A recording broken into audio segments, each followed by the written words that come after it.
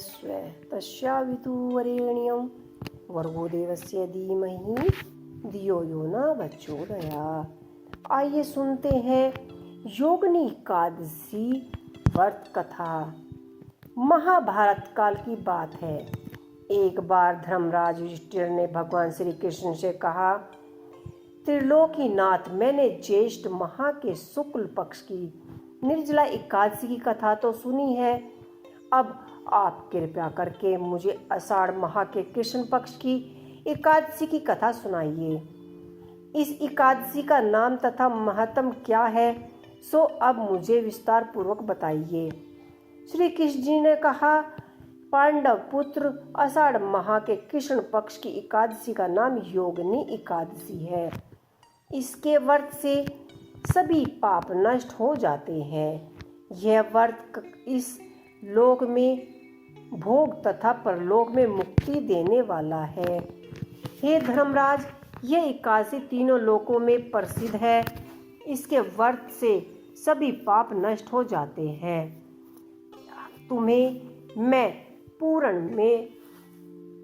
में कही हुई कथा सुनाता हूँ, ध्यान पूर्वक श्रवण करो। कुबेर नाम का एक राजा अलकापुरी नगरी में रहता था।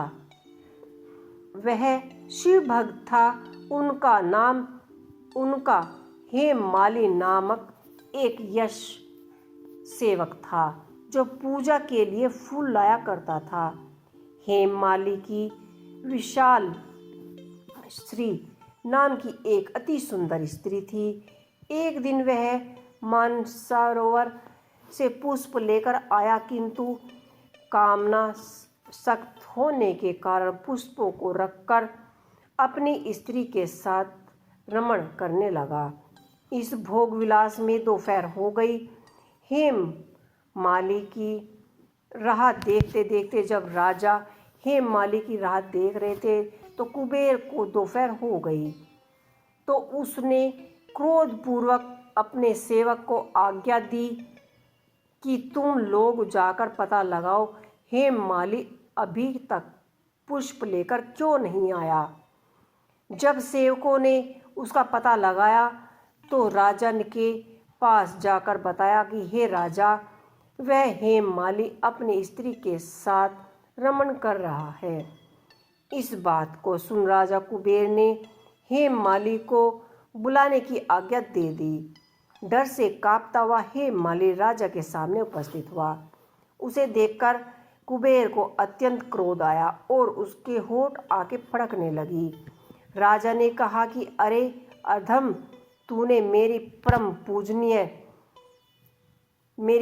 पूजनीय देवों के भी देव भगवान शिव जी का अपमान किया है।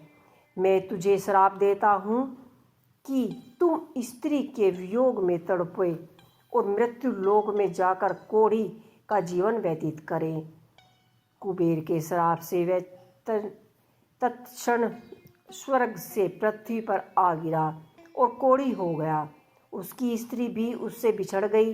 मृत्यु लोक में आकर उसने अनेक भयंकर कष्ट भोगे, किंतु शिव की कृपा से उसकी बुद्धि मलिन नहीं हुई और उसे पूर्व जन्म की भी शुद्धि रही। अनेक कष्टों को भोगते हुए तथा अपने पूर्व जन्म के कुकर्मों को याद करते हुए वह हिमालय पर्वत की तरफ चल पड़ा। चलते चलते मार्कंडेय जी ऋषि के आश्रम पहुंचा। वह ऋषि अत्यंत बुद्धि तपस्वी थे। वह दूसरे ब्राह्मण के समान प्रतीत हो रहे थे और उनका वह आश्रम ब्रह्मा की सभा के समान शोभा दे रहा था। ऋषि को देखकर हेममाली वहां गया और उन्हें प्रणाम करके उनके चरणों में गिर पड़ा। हेममाली को देखकर मार्कंडेय जी ऋषि ने कहा, तूने कौन से निकृष्ट कर्म किए हैं जिससे तू कोढ़ी हुआ और भयंकर कष्ट भोग रहा है। महिषी की बात सुनकर हेममाली बोला कि हे मुनिश्रेष्ठ, मैं राजा कुबेर का अनुचर था। मेरा नाम हेममाली था। मैं प्रतिदिन मानसरोवर से फूल लाकर शिव जी की पूजा किया करता था। सुख में फंस जाने के कारण मुझे समय का ज्ञात नहीं रहा और दोपहर तक पुष्प न पहुंचा सका, और तब उन्होंने मुझे श्राप दे दिया कि तू अपनी स्त्री का वियोग और मृत्यु लोक में जाकर कोढ़ी बनकर दुख भोगेगा। इसी कारण मैं कोढ़ी हो गया हूँ तथा पृथ्वी पर आकर भयंकर कष्ट भोग रहा हूँ। अतः कृपया करके आप कोई ऐसा उपाय बताए जिससे मुझे इससे मुक्ति मिल पाए, सब कष्ट दूर हो पाए। मार्कंडेय ऋषि ने कहा कि हे हेममाली, तूने मैं सुख सत्य वचन कहे हैं, इसलिए मैं तेरे उद्धार के लिए एक व्रत बताता हूँ। यदि तू आषाढ़ माह के कृष्ण पक्ष की योगिनी एकादशी का व्रत करेगा तो तेरे सारे ही कष्ट दूर हो जाएंगे। भगवान श्री कृष्ण ने कहा कि हे राजन, इस योगिनी एकादशी की कथा का फल 88,000 ब्राह्मणों को भोजन कराने के बराबर है।